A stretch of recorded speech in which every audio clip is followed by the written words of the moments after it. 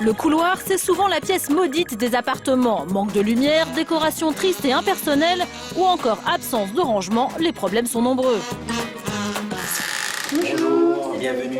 La décoratrice. Le problème du couloir de Karim, c'est son aspect totalement impersonnel. Mur blanc, absence totale de déco, l'espace manque sérieusement de cachet. Bon, ça fait une surface quand même assez froide avec cette couleur. Stéphanie est coach déco et va donc donner à Karim des conseils simples pour décorer son couloir. Une pièce particulière qui obéit à certaines règles. Le piège à éviter, c'est tout de suite la première chose, c'est qu'on a envie de mettre des meubles pour gagner du rangement. Parce qu'on a généralement des appartements où il n'y a pas spécialement de rangement, on n'en a jamais assez. Donc le piège, c'est d'éviter de vouloir mettre trop de meubles. En fait, il faut plutôt apporter des touches de couleur que du mobilier dans des espaces aussi peu larges en fait. Le conseil de Stéphanie, oser les couleurs sur les murs. Rien de tel pour donner une impression de lumière. Autre astuce, miser sur les objets déco. Pour lui donner des idées, notre coach emmène Karim faire un peu de shopping. Donc, ce qui marche très bien, généralement, ce sont les effets végétaux, donc les feuillages, les branchages. Vous voyez, on arrive à faire des hauteurs, des choses intéressantes. Là, on est dans du gris. L'intérêt avec les stickers, c'est de faire des choses qui vont habiller les murs, comme je disais, mais sans prendre de la place dans la pièce.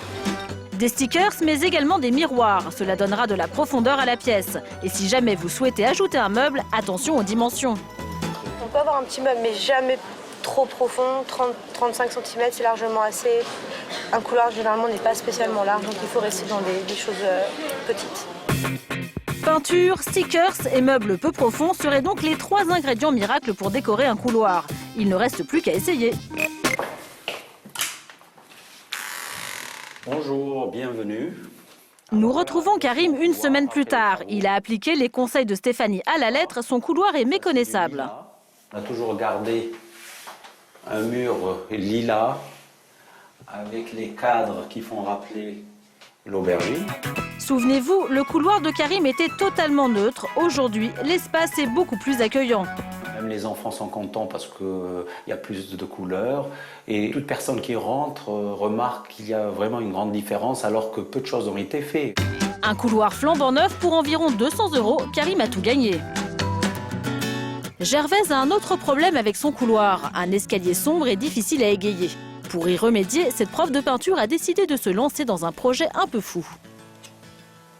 J'essaye de faire trompe-l'œil qui va représenter une verrière. Quand on sera en haut de l'escalier, je veux vraiment qu'on ait l'impression que c'est ouvert, que c'est du verre, en fait, que c'est transparent et qu'on voit l'extérieur. Avec sa verrière plus vraie que nature, Gervaise espère bien illuminer son couloir grâce au trompe-l'œil. C'est parti pour 1 mois de travaux. Bon bah venez, je vais vous montrer l'appartement. Gérard a acheté cet appartement il y a quelques années.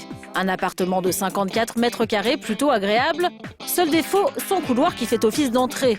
Un espace très étroit avec peu de rangement. Impossible ici de rajouter le moindre meuble.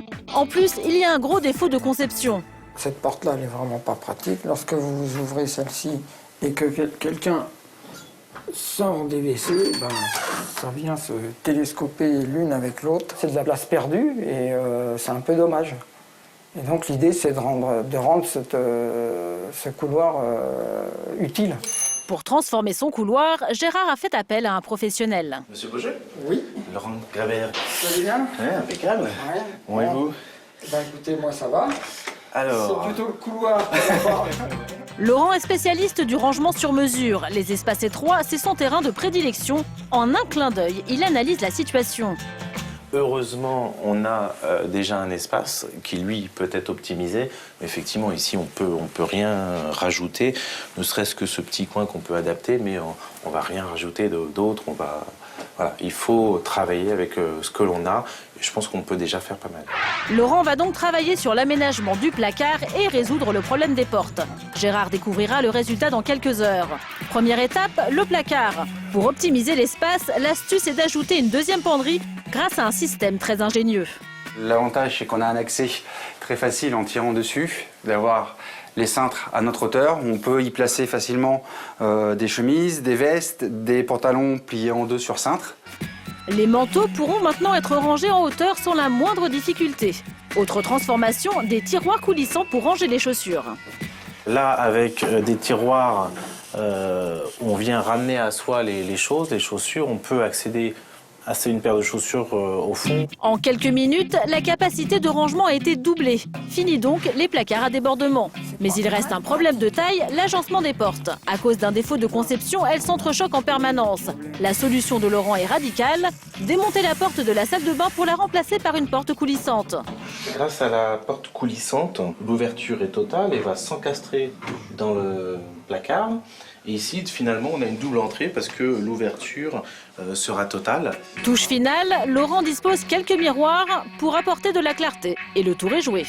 Monsieur Beaujeu. Super! Gérard rentre du travail et découvre enfin les transformations. Il est ravi. Ça va changer la vie, là. Fini les portes qui se cognent, la porte coulissante apporte une touche d'écho et permet une meilleure circulation. Et surtout, grâce au nouveau placard, Gérard peut enfin ranger correctement ses vêtements. Le couloir est complètement changé, la penderie, l'éclairage, le tiroir, tout ça, c'est vraiment sensationnel. Un vrai changement qui aura coûté à Gérard 2 000 €. Dans le couloir de Gervaise, les choses ont bien avancé. Un mois a passé depuis le début des travaux. Aujourd'hui, grâce à un travail acharné, elle met son dernier coup de pinceau. Mais à force d'avoir le nez sur sa peinture, elle n'a plus vraiment de recul. Bonjour. Elle a donc demandé à quelques amis de lui donner leur avis. Depuis le temps que je vous en parle, vous allez voir, ça y est. Écoutez, j'espère que ça va vous plaire. Je suis un petit peu angoissée de savoir ce que vous allez en penser. Faut regarder par terre. Voilà, voilà. C'est extra. Oh là, sublime. Oh là là. Un ciel plus vrai que nature, un peu de végétation et même des petits oiseaux. Ses copines sont emballées. Gervaise a réussi à transformer toute seule l'ancien espace sombre et banal en un lieu original et lumineux. C'est bien la preuve qu'avec un peu d'imagination, un simple couloir peut avoir du charme.